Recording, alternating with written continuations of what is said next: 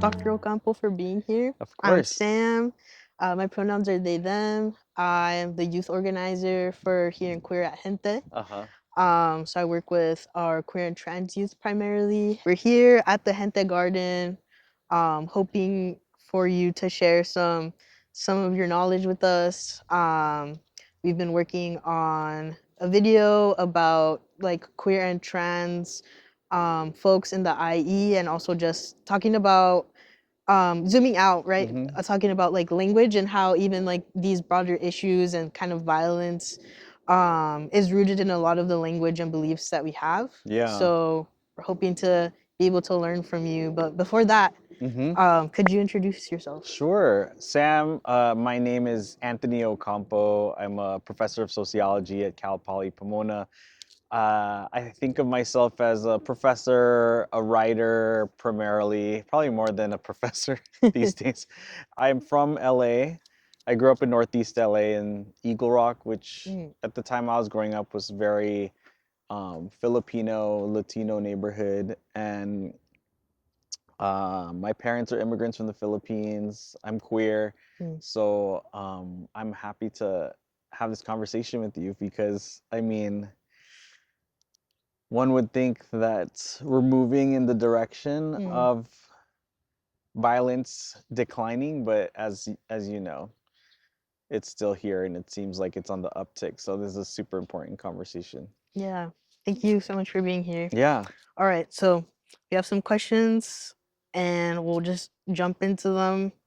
The first one's about religion and power. Mm-hmm. So the question is, around the world, we've seen religion used not just for faith, but as a political tool. Mm-hmm. How do sociologists explain the ways religion can be used to unite some groups while excluding others?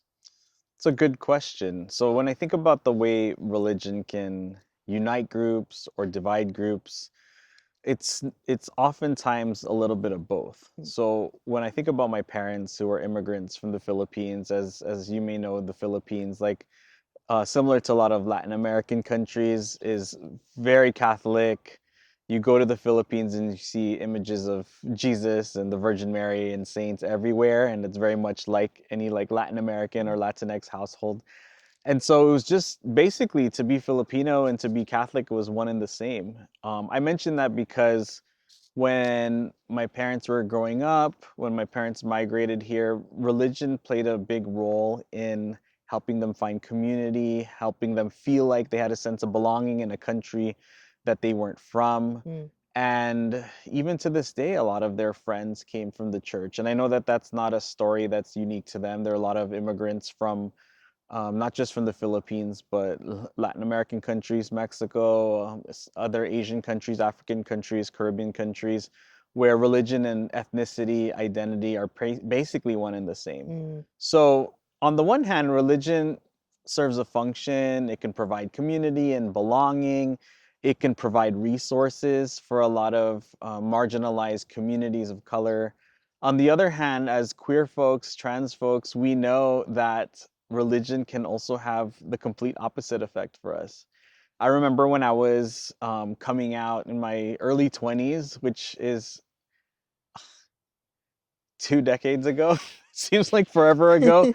Um, yeah, I was in my early 20s, and when I came out to my parents, my mom, one of the first things they responded with was something related to religion. Oh, mm, that's not the way God intended. That's not sort of the way the church expects you to be. They expect you to be married.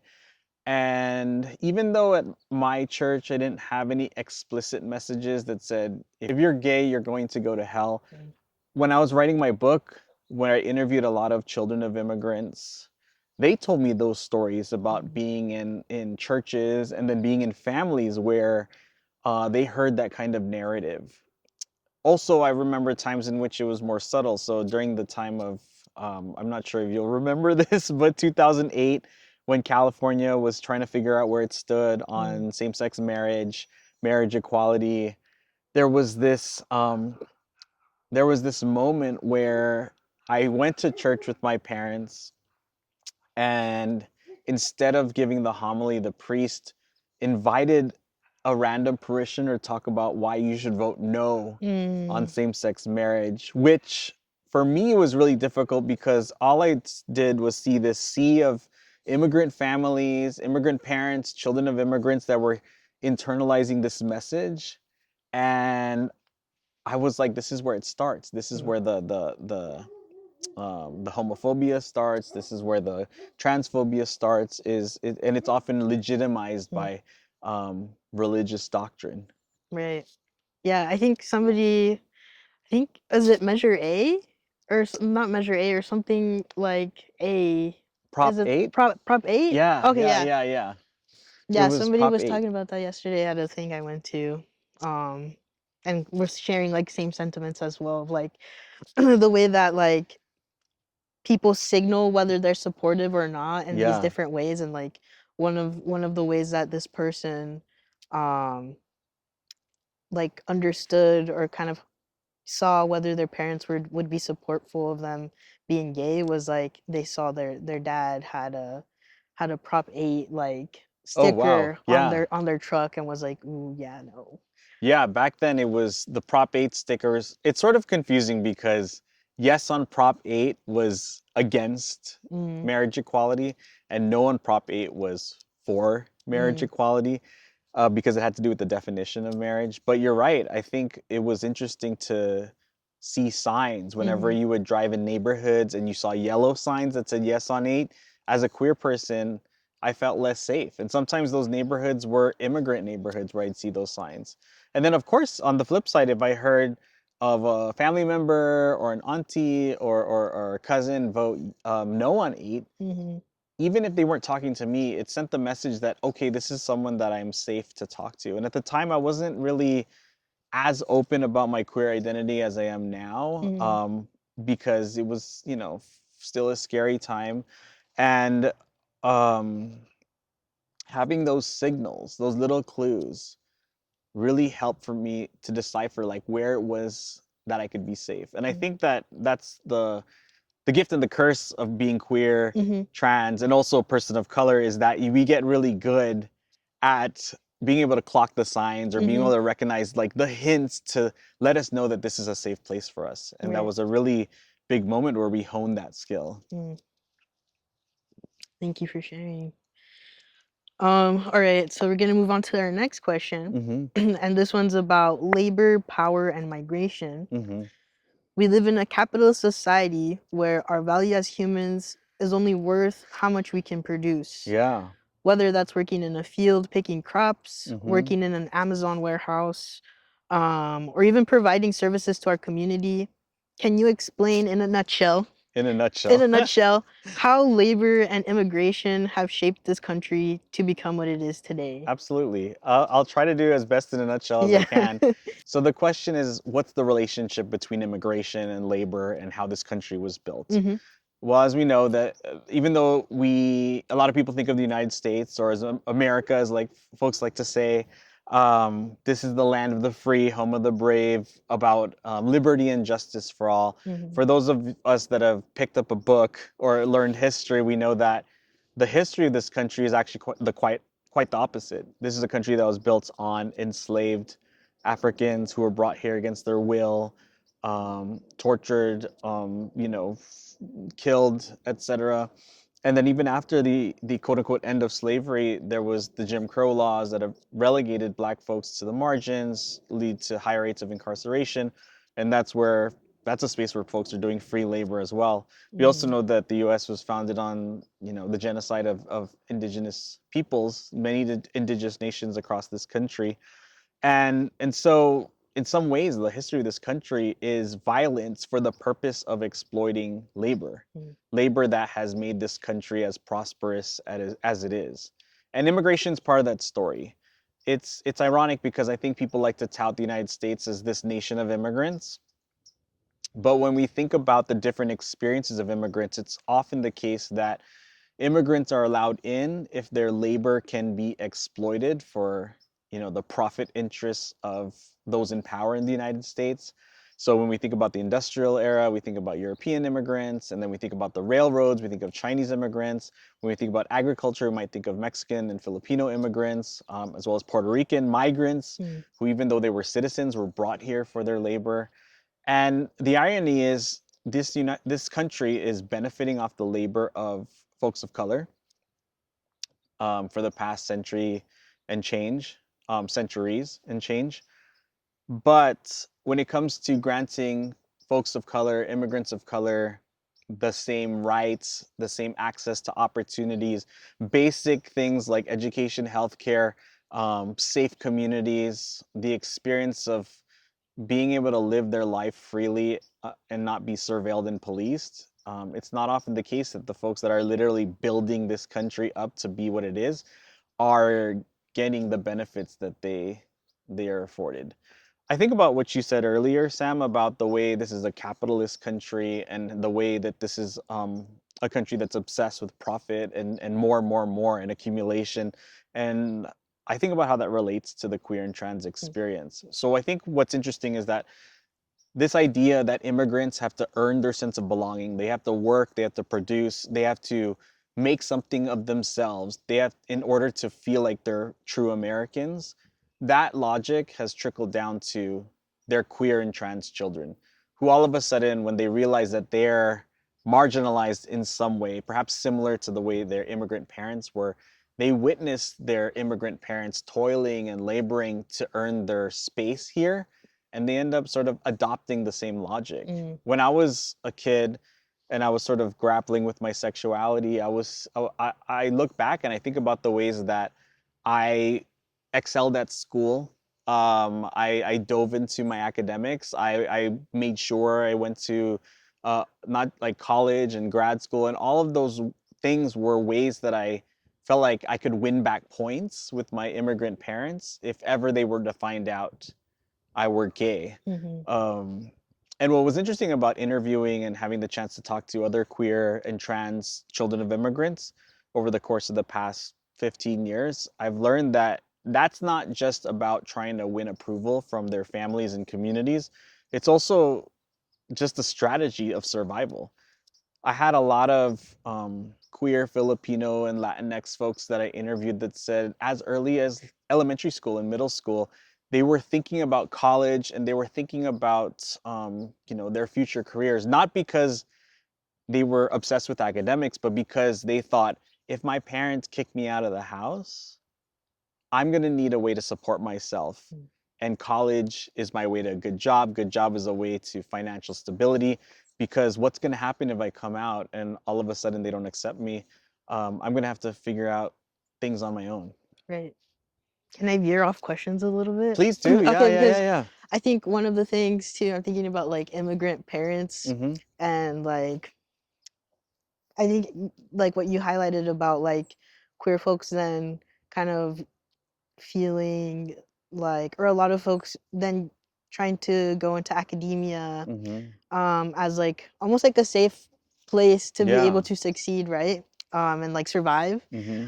I think with immigrant parents often like there's like a lack of understanding that like this isn't labor, Mm-hmm. or like extractive in the way that maybe like physical labor is extractive. Right, Could you right. speak to that a little bit about like how academia can also kind of exploit people of color, and maybe yeah, just share about that, um whether it's your own experience or just like general kind of knowledge about how these spaces can also be exploitive, because I feel like oftentimes it's like I hear young people or people younger than me Mm-hmm. sharing like, oh, I'm at school and Mm-hmm. like I'm grinding at school, busting out Yeah. all these papers, but like my parents don't think I'm doing anything, or like my Mm-hmm. mom just thinks I'm like sitting in front of a computer. Yeah. But like they don't really grasp like there's also like work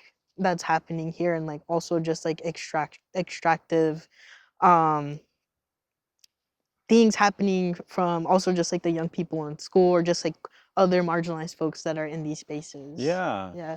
I think there's a lot of things to your question that I can, um, speak to. Number one, I think what you were talking about a little bit earlier was this sort of divergence between physical labor as the labor that really counts, which if we Mm-hmm. think about is very like very much shaped by masculinity, ethos of masculinity, and then academic work, which seems more sort of intellectual work or less difficult, even though, as you know firsthand, it's difficult in its own way. Mm-hmm. Um, and so I think about the ways that, and then the second part of your question, I think about the ways that the spaces of education, higher education, have exploited um, folks of color in a variety of ways. You mentioned that folks of color are exploited for their intellectual labor. There's many cases where the brilliant ideas that graduate students of color, professors of color bring to the table are either rejected, or if they're not rejected, they're co-opted and appropriated by a more powerful, like cis het white male professor who has more Mm-hmm. resources and more visibility to take that idea to the next level. I've seen that a lot. Of course, when we think about the folks that are actually interfacing with students of color that are playing multiple roles, they're teachers in the classroom, they're publishing their research, but they're also, in some ways, the mentor for students of color that are being marginalized or feel marginalized in a space where they're the only one, where they feel like their professor can't understand them. Those are emotional hits that we take as folks of color that have been in higher ed. And so in some ways the survival strategy of doing well in school is a double-edged sword because it also harms us at the same time in other ways. I think about just the idea of exploitation in the space of higher ed, and I remember there was something when I was in college, there was something that a classmate of mine said that was really provocative and really true, which was the greatest number of Latinos you'll see on this campus is before sunrise and Mm-hmm. after sunset.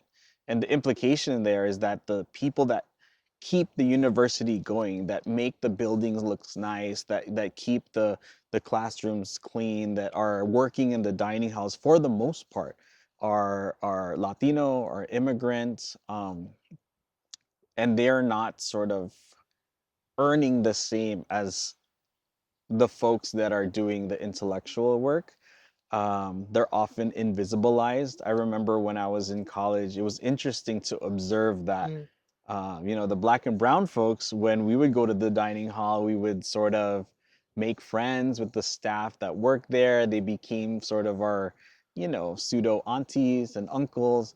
But then you look at the white students and they didn't even give eye contact Mm-hmm. or look at the people that were serving them food. And I thought that was such a stark difference in the way that students of color experience and relate to higher ed, relate to the labor in the space of higher ed, and their white classmates do.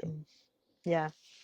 Can I ask you, like, what was your experience? You went to Berkeley, and Berkeley is diverse, but I imagine that there's some moments where you felt this. Yeah, I think that's actually one of the reasons why I switched from sociology to ethnic Yeah. studies. Like I felt um like my first year I was able to take a lot of like gender and women's studies classes and like Hmm. ethnic studies classes, and I think I was able to find more community even though I was like shy and like didn't really talk to a lot of people in those Yeah. classes. Like ethnic studies classes is where I felt like, okay, I think these are the people that like kind of understand what I've gone through or where Hmm. I'm coming from, are able to like share more Yeah. about their experiences, and I'm like also able to like put things together um about what I've experienced. But um yeah, I think a lot of what you shared about like just the ways that like the workers who actually help run Hmm. the school and like maintain it, I think that was very true. Being able to see like the people behind like the counters working like the dining halls or even cleaning the halls in the dorms. There was one time I remember I was feeling homesick, and Mm-hmm. in my dining, or not my dining hall, my dorm, we had a like a common room downstairs, and it was like about the time that like the like cleaning staff was cleaning downstairs, but they had like music playing, and it smelled like fabuloso, which I'm like, oh, it smells like home. And it sounded like home too, because like they had music playing and it was just really lively. So it was like in those moments where I was able to like feel like, oh, I'm like still connected Yeah. to like what it would be like if I was at home. Even Yeah. passing by, like there was one specific what is it called? Like frat house that every time I passed by, it also just smelled like cleaning products Mm-hmm. outside the door. And so it was like, oh, okay, yeah, like this smells like home or this sounds like home. Um, but yeah, even just like decent, like basic human respect of like if there's somebody taking out trash Mm-hmm. from like a trash can, like um people, or I would be mindful of like not getting in the way or throwing something in there as they're Yeah. like taking stuff out. So things like that, or even yeah, I think a lot of why I was able to make it through those 2 years that I was there in person Yeah. was because I was in those ethnic studies classes. I didn't feel like the kind of the culture shock that a lot of people say they experience of like there's a lot of just like white people in your class. Yeah. Yeah. I mean, what's interesting is we must have gone to college 20 years apart, perhaps. I was there from 1999 to 2003, which is um, a while back. And you Mm. were there in the 2017. 2017 to 2020s, early Mm-hmm. 2020s.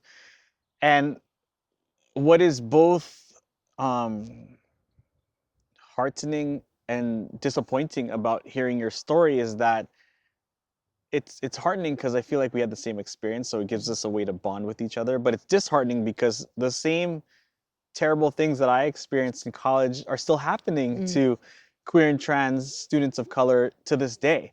And so one would think that our universities were getting better, but it seems like as much as things change, they stay the same. Yeah. I'm thinking about what you said about your sense of belonging in school.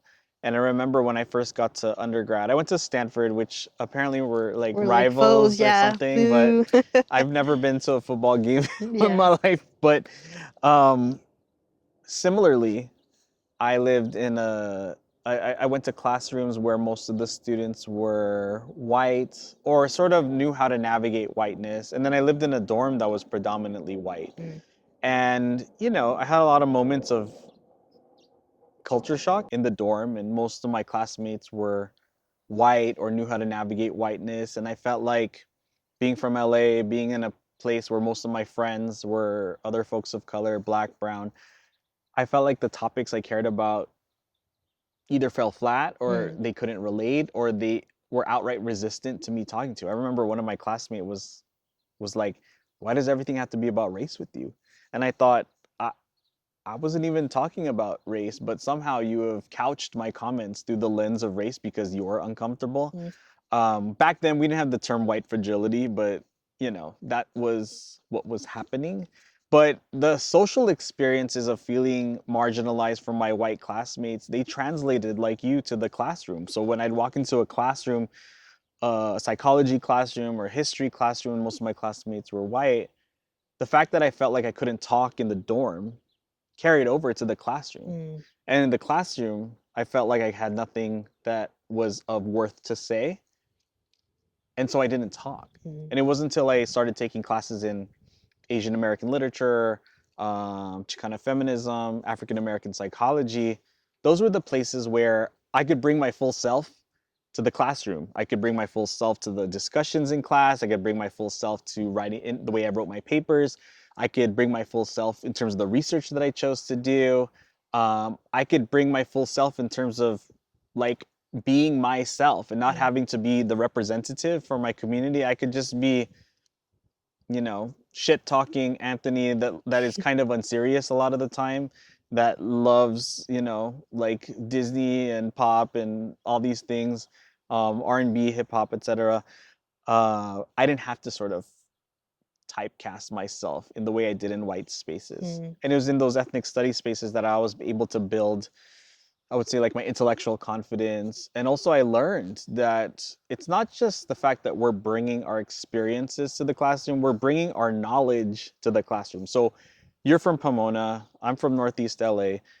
What I didn't know was that everything that we experience in our communities, it counts as knowledge too. mm, It's just that academia does not define it as knowledge. And so, in some ways, we have to be the ones to basically like check their asses and be like, this experience that I'm bringing to this discussion is also knowledge in the same way that your experience, you know, going to whatever kind of school or being able to travel to Europe every summer, mm. um, it has as much validity, if not more, than that experience. Yeah, for sure. All right.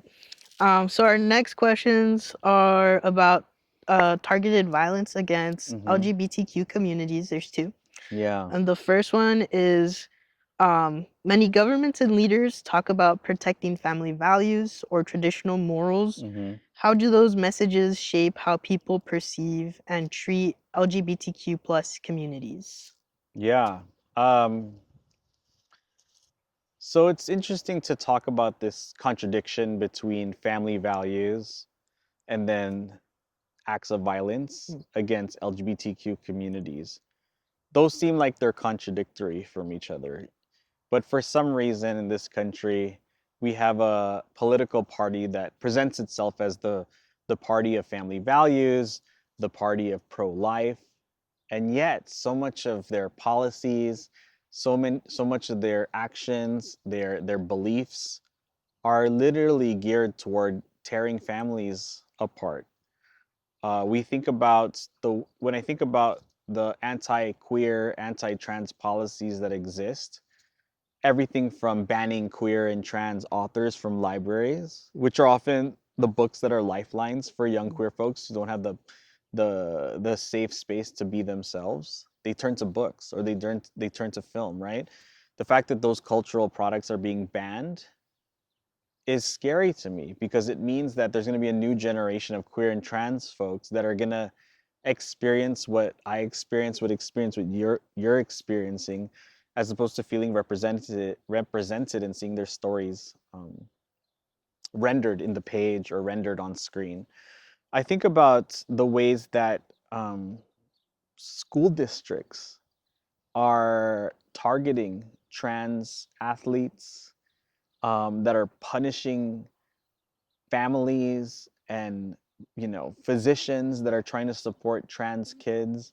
I think about the ways that trans healthcare is being slowly, like not slowly, trans healthcare is being quickly ripped away.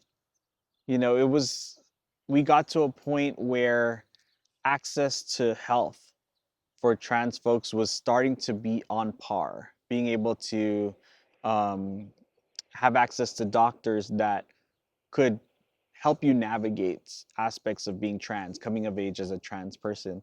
And here we have an administration as well as other political leaders that are saying we're going to ban that. That has effects not just on the like trans youth and the queer youth, it has effects on families too, because that sends a message to families that, hey, that kid that was so desperately trying to earn your love, earn your support, we're telling you that it's not okay to support them mm, by spreading these policies of book bans or banning trans athletes or banning trans healthcare. It's To be honest, it's disgusting and mm. sickening. One of the silver linings about 2020 and every terrible thing that we've experienced, I think, is this mainstreaming of abolitionist thought. Mm. So, there was a time many years ago where when I hear abolition, I think of either like the times of the Civil War or more, I think about people that say abolish the police, abolish prisons, and your gut reaction, because we're so conditioned to think of police as safety by, you know, cartoons, by television shows. Yeah, you got what is it? Paw Paw Patrol, literally Patrol. starting like super young. Yeah, we're indoctrinated with the propaganda, Hmm. and and so we don't. imagine a different way to think of safety. But I think what's been beautiful about being exposed more and more to abolitionist thinking, abolitionist movements, is it's not just about abolishing prisons, abolishing the police. It is about that, of course, but it's ultimately about asking the question, how do we create a world where everyone has access to their basic needs, resources, healthcare, food, housing, community, friendship, etc.? That's a beautiful question to ask. And it's a very different question than saying, how do we protect our neighborhoods, which often can lead to a more punitive approach to keeping neighborhoods safe. Mm. We live in Pomona. As you know, there's these efforts to promote police presence because it gives off the image of safety. But in reality, we know that there are countless youth of color that are being accosted, that are being harassed, that are being physically assaulted, verbally assaulted by people that are designated by our society to protect and serve. So, what do we do with that contradiction, right? Yeah. I think I did like, a quick search on your work. I think one of the things that stood out that you wrote some articles about is like imagination and the Mm-hmm. need for like specifically in the university, but I Yeah. think even just like trying to think about like the contradictions of like that we're living about we think about safety, whether it's about like safety for like immigrants Mm-hmm. or LGBTQ communities. um how much of like the work that we need to do you think requires or like requires us to start being more imaginative and Mm-hmm. creative about how we view or how we think about what solutions are needed. Yeah. And what I like about abolitionist thinking is that it's not like a cut and dry answer. It suggests that we have to experiment and practice with different things to see if they work because every community sense of safety is different from another.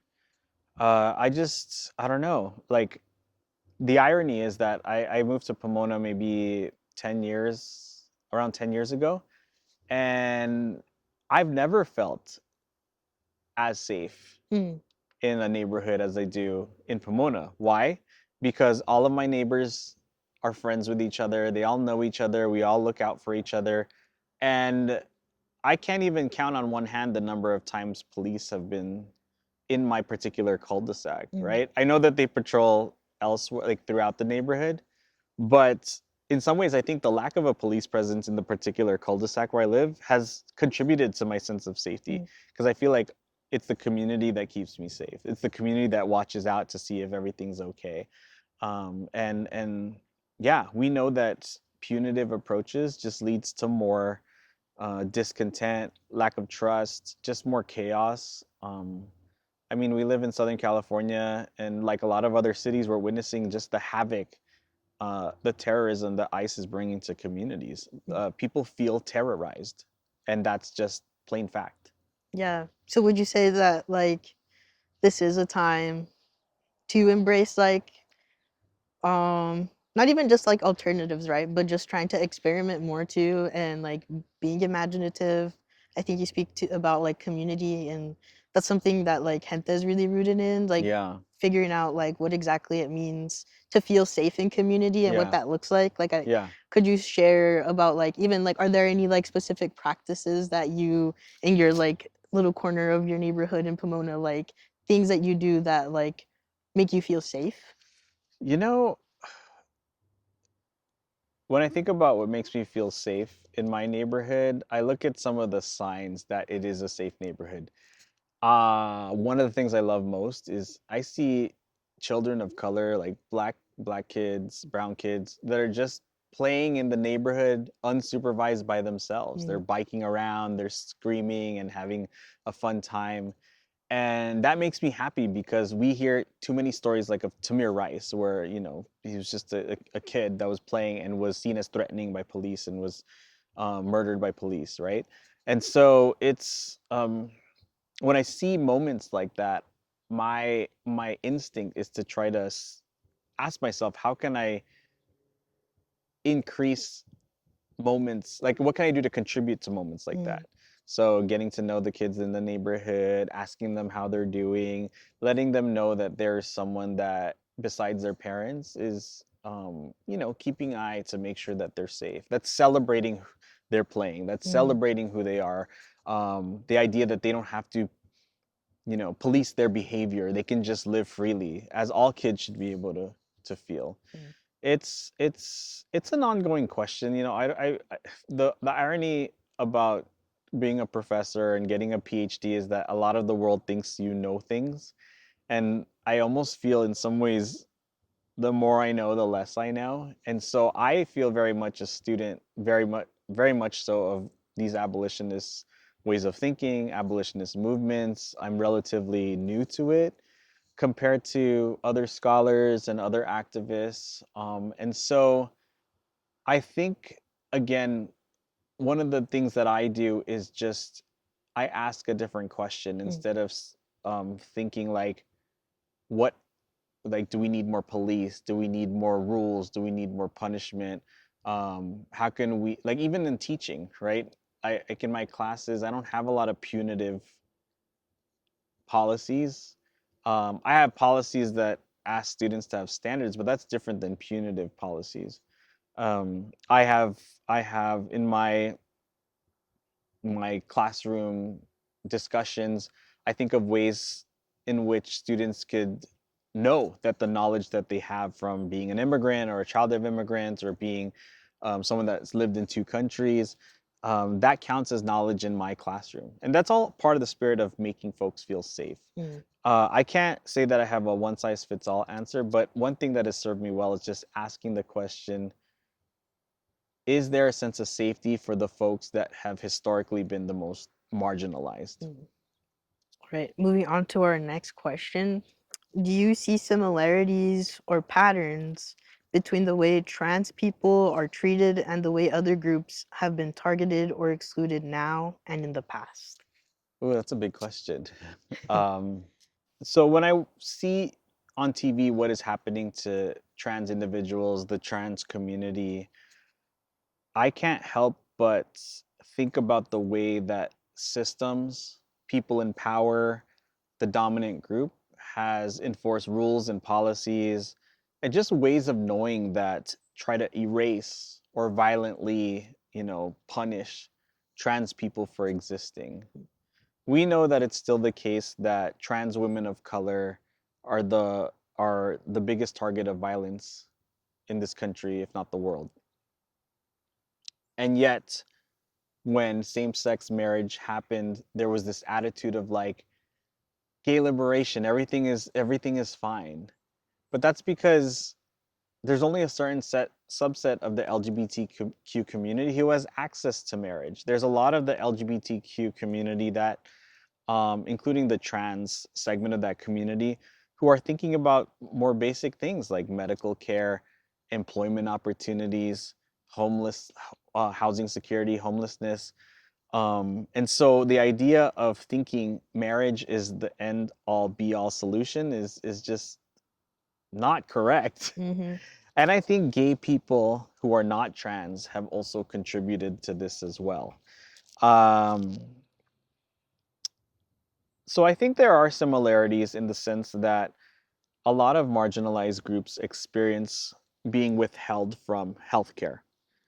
Undocumented folks can speak firsthand about how they're withheld from they're not having access to healthcare, or people are trying to fight their right to be medically helped or assisted if in their time of need. I think there's a lot of groups, black folks, undocumented folks, who know what it's like to not be able to get a job because of what they look like, and so have to resort to other ways of making money that are characterized and defined as illegal, and then punished for just trying to survive. Mm-hmm. I think that there's a lot of experiences of being erased in the curriculum. Everything from sex education in middle school and high school to history. There is no trans sex education or trans history that's taught in schools. And that's something a lot of groups can relate to, like gay folks, API folks, Asian American Pacific Islanders, Latinx folks. African American folks, Arab Americans can experience that. The idea that trans folks are a danger, uh, that's also something that a lot of Middle Eastern Arab folks can speak to as well. But I do think what's good is that the shared experience of being harmed by systems gives us a chance to unite and gives us something to form connections on. Mm. But the truth is, it's a very qualitatively different experience to be trans. I'm not a trans person, so in some ways, I feel like I'm not the person who should speak on this. There are people much better equipped who've lived through the experience of being trans, but based on being a student of trans experiences and being an ally of trans friends and chosen family, we just know that the rates of violence, symbolic violence, erasure, like just explicit physical sexual violence, it's just much higher with trans folks, especially trans folks of color. So we can't always just do this like it's the same for everyone because the intensity of the violence is quite unique. Mm. Do you have any thoughts on this? Yeah, I think you spoke to like the legalization of like gay marriage, and Mm-hmm. I think that's like a point. Like I got to actually live through like that point in history, and now like grow up through that, and like come of age, and then also come into my trans identity through this like time period post that Mm-hmm. time. And so it's a running joke that I do because I feel like I don't know, I feel like I deserve to make it to make a make a laugh out of it. But like, Absolutely, yeah. just the experience of uh queer people having like different eras in their lives of like going and exploring different identities. So I joke of like I was a lesbian once, Uh-huh. and in 2015 I was 16 years old, and I remember like the day gay or like yeah same-sex marriage was legalized. I was in Big Bear, and for some reason my brother had a like a pride flag in his car. So there's like a Huh. picture of me that day waving the pride flag around and being like, oh my god, we're like free, and like Mm-hmm. progress has Yeah. been made. But then experiencing that, going through the next year Trump's in office, everything with like immigrations happening, moving to college, and then realizing like, oh, I'm non-binary, I'm trans, and just being hit with like, oh shit, there's still so much to do. Yeah. Also learning about like same-sex marriage was legalized, and for some like LGBTQ folks, like it made possible them getting married. But then like for like a subset of like other folks who are queer and disabled, Mm-hmm. like the struggle was still existing of like we can't get married because like if we get married or whatever, like financial like situations change, and then the government suddenly is able to justify stripping people away of their like health insurance and Mm-hmm. just like other aid like that. So yeah, I just think about like the patterns, and also there's still nuances and different things that happen, and even in like um so-called communities like the LGBTQ plus community Mm-hmm. where we're like kind of lumped together, but Yeah. even then all the different letters have their like different set of experiences where Mm-hmm. like yeah maybe like as a gay man like you really can't speak to like all the things that like trans people experience. Mm-hmm. I feel like that's also something that like often doesn't get spoken about enough, at least in like more kind of like public and like general spaces where people share knowledge. Like I think Mm-hmm. maybe that's the case within like universities or just like um areas where people are studying, and like this is just like their day-to-day conversations. But I think also just like speaking to um like family members, I think about like my mom who has like a gay son and a trans kid, and is like was able to learn a lot about like my brother's experience Mm-hmm. as a gay man, but like is still learning about what it means to have like a trans child, Yeah. Yeah. and just like the different yeah just the different experiences that we all have. that like, we can kind of summarize into patterns, but ultimately it does require a lot more of a closer eye to really understand the different things and understand how I think within communities we can harm each other and across communities Yeah. too, because we talked about like similarities or just like the different ways that like uh Arabs and Latinx and like Asian Pacific Islanders are like um villainized and like demonized, but how Yeah. also we can see like um each other hurting each other, and the different stereotypes that we continue to perpetuate. Yeah. um yeah, I think um in some ways we also have like within our communities we also have work to do to be able Hmm. to work across lines like that. Yeah, I think in this country, and I don't know if it's a innately human thing to do, but one thing that I've noticed across these different conflicts and moments of history is that there are a lot of times when people will define their belonging based on who they are not. Mm, So European immigrants, when they were still Irish, when they were still Italian, when they were still Jewish, a lot of them would perform in minstrel shows to show that they were not black. mm, It was a way to distance themselves from black people, to show that we're more like you, white Anglo-Saxons, than not. These days, we have even immigrant populations, Latino, Asian immigrants, who support Trump's very violent policies against immigrants because it's their way to show, hey, we're not like those immigrants. And speaking about the LGBTQ community, when I wrote my last book, Brown and Gay in LA, it was centered on the experiences of gay Latinx and gay Filipino men, in part because I felt like I didn't want to be speaking for other segments of the community. And so it was a political choice to not speak for trans women, to not speak for queer women. But one of the things I wanted to show, I didn't want to show this oversimplified story of these are folks that experience tragedy and are triumphant. mm, I also wanted to show how they can be participants in the patriarchy, how they can be participants in the transphobia. I can't tell you how many of the men that I interviewed that talked about when they came out to their parents, the next thing they said to their parents is, "Don't worry, mom, I'm not the kind of gay that wears a dress," mm, or "I'm still a man," which shows that there's an investment in masculinity. There's an investment of throwing trans people under the bus, throwing gender transgressing people under the bus.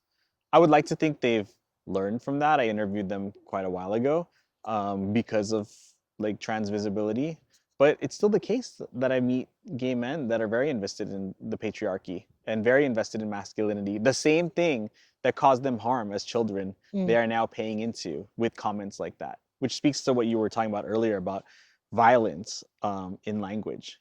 It's not just people getting punched on the street or getting attacked that counts as violence. It's verbal attacks, but also just the subtle ways that people demonstrate you don't count.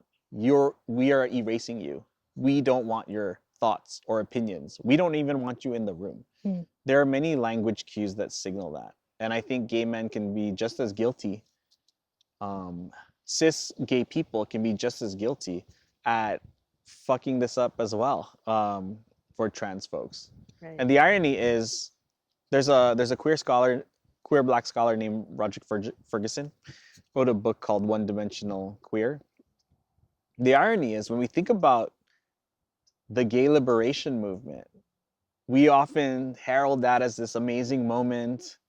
And sometimes when I would see depictions of this period, it was always focused on like white gay men marching the streets. But in reality, we owe our gay liberation to um, trans people of color like Marsha P. Johnson, Sylvia Rivera, who had no chance at assimilation, as Roderick Ferguson points out. And so they had no choice but to resist and imagine a different way of being. And these were folks that were engaged in sex work. These weren't folks that were like in DC, like lobbying at Capitol Hill. This was folks that were in communities, in touch with, the most marginalized segments of the LGBTQ community. And it was their ethos and their ways of seeing the world that helped us be better as a Mhm. society. Yeah, like assimilation, like Hmm. so much of like what we can see repeated is like people from marginalized communities working to assimilate a lot of the times for safety, Hmm. um and like assimilating to whiteness. I think even um like thinking about like Irish and Italian folks, like thinking about how they assimilated to whiteness and Hmm. became white, and like that kind of transition. Yeah. So much of I think what we're seeing right now is people within our communities, within like Latinx communities too, is like Hmm. people trying to assimilate to whiteness, or play to kind of like appease the people who are Yeah. working to attack our communities, because we think that like ultimately that's gonna save us. Right. Ultimately we see that that's not the case, right? Like we're still kind of perpetuating the same violence onto people. So then we go back to the Yeah. thing about like asking questions, and like what questions we should be asking. And maybe it's not like, how do I position myself to be best aligned with um expectations or Hmm. beliefs, so that I can be safe Yeah. and survive. But what are ways, or who can we be aligning ourselves with, that will ultimately ensure the safety and survival of Yeah. everyone, and not Yeah. just like a specific group. That's a great question. With this question, what I'm hearing is that questions are a tool to help us inch in the right direction. Sometimes I think when we think about social progress, we think there's some end goal or some solution or some answer. And again, thinking about abolitionists thinking, what they say is that it could never be 100% achieved, but we are working toward it. I think questions help us be better. Mm, So I know that when we hear assimilation, from our perspectives, it may seem like that's a losing strategy. At the same time, I'm not going to knock anyone for adopting assimilation if that's their only way to survive, right? When we think about the early days of undocumented social movements, there were a lot of folks that would put these videos up and say, I'm the valedictorian, I'm going to college, I'm a military veteran, right? And in some ways, they were trying to prove mm, that we're just like you, right? In fact, we're exceeding a lot of the time. And I think gay people, all queer folks, do some version of this. And I understand it. It's because they need to survive. They need to survive their household. They need to survive society. So I'm not going to critique anyone for taking that approach in a particular time. But what I can say is that when we ask more questions, it helps us reimagine a different way of being, mm, right? So when we do when we think about the example of like the undocumented valedictorian, that's a beautiful story. But we also have to think about what's the underlying logic there. It's the idea that you have to be valedictorian in order to remain in this country. mm, So what about the people who aren't valedictorians, who aren't in school? When I think about this discourse about immigration, and we should only pay attention to immigrants who are criminals, and then immigrants who are playing by the rules, you can stay. But we have to get at the deeper question of, how are people defined as criminals? mm, Because we live in a society where just existing as a marginalized person can lead to a criminal record. So I understand the impulse to want to protect folks who are quote unquote playing by the rules, that are, you know, contributing to society. But the double-edged sword is that it throws another set of immigrants under the bus. Uh, and I think that's where questions can be useful, because we can always ask the question, whose voice is not being heard, who is not being censored, who is missing from the conversation. And I just want to acknowledge that those are questions that were brought to the table by Black feminist thinkers. They were the ones who said, what would our understanding be if we centered the experience of Black women? How would that help us the way labor works, families work, inequality works, the law works, school experiences work? And there was value when we centered Black women and then sort of started the conversation there and built it out. And that framework for me has been very useful because we can apply the question of who's missing, who's on the margins, who's not able to be in this space to speak, and we could pass the mic and see what the world looks like from their eyes, and then maybe get a better diagnosis of what's going wrong with the way we're doing things. So this is more of a like social psychology question. Uh-huh. We often see false or misleading stories spread about certain communities. How does that kind of misinformation shape public fear or resentment toward minority groups? Yeah. When I think about the social psychology of racial experiences, it's very real.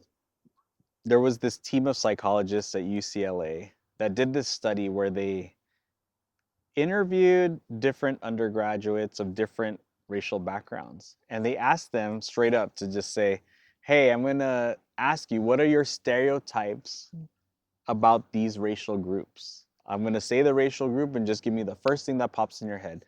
We're not going to judge you, but just keep it real about what your answer is. And what they found was that for Black, Latino, Arab, a lot of the first thoughts were adjectives that had to do with danger.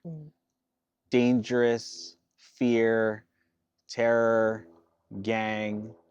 Of course, there were other things like silly, like they dance well, or like spicy food, like dumb shit, right?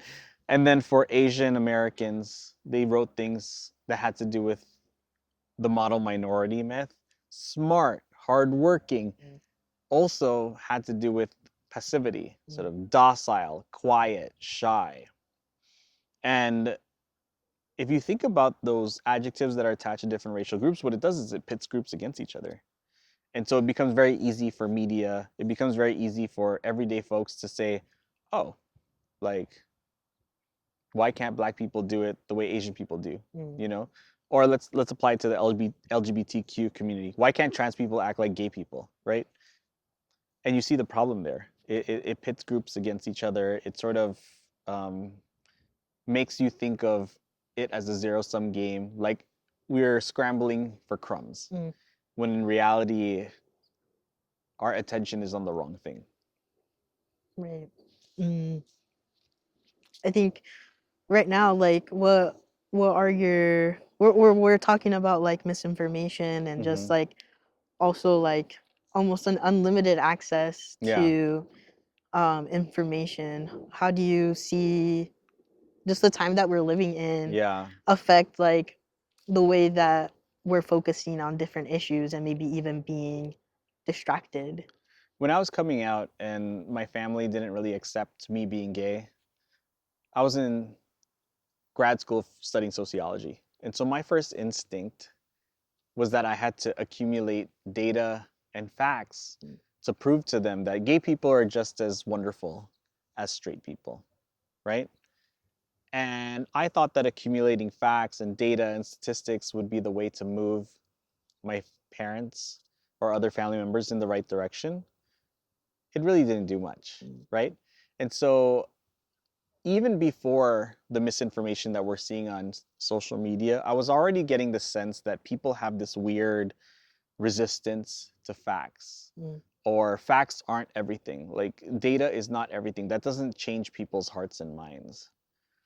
Um, but what I do know is that stories change people's hearts and minds. So when I think about the ways my parents and my other family members came around to me being a gay person, not just in the family, but also as a public gay person, a writer, a professor, it took a lot of storytelling for them to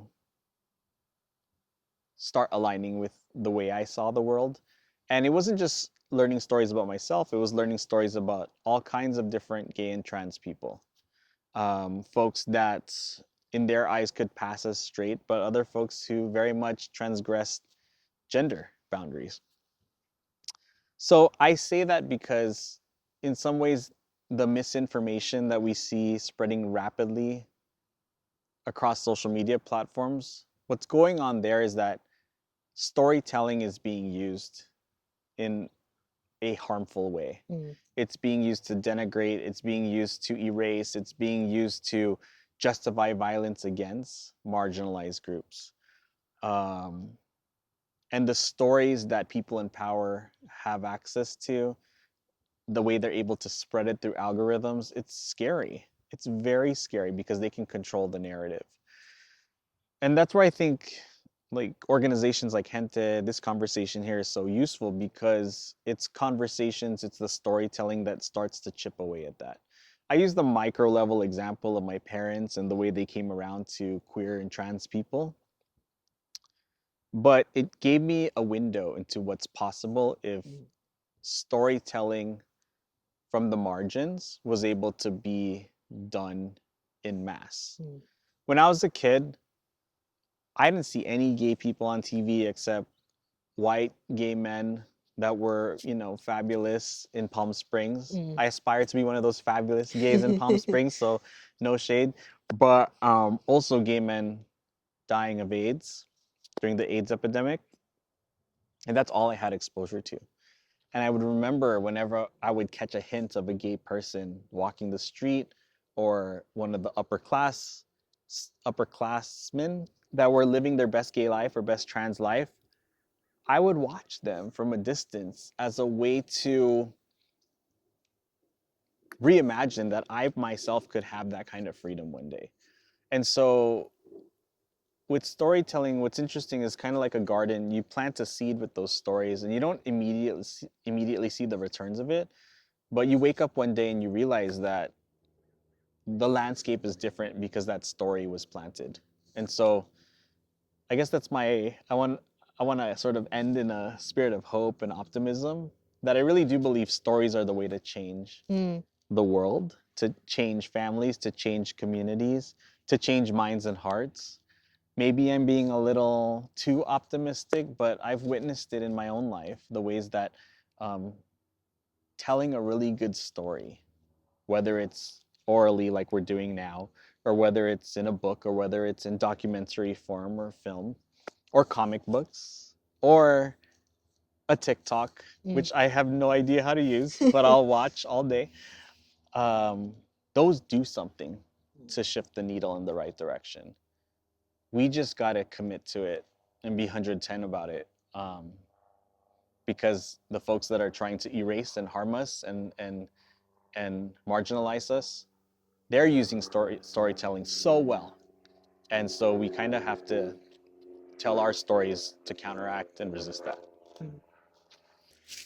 That was the last question. I think you kind of Did it kind answered of it. happen already? Yeah, I feel like it was. Can I add one thing?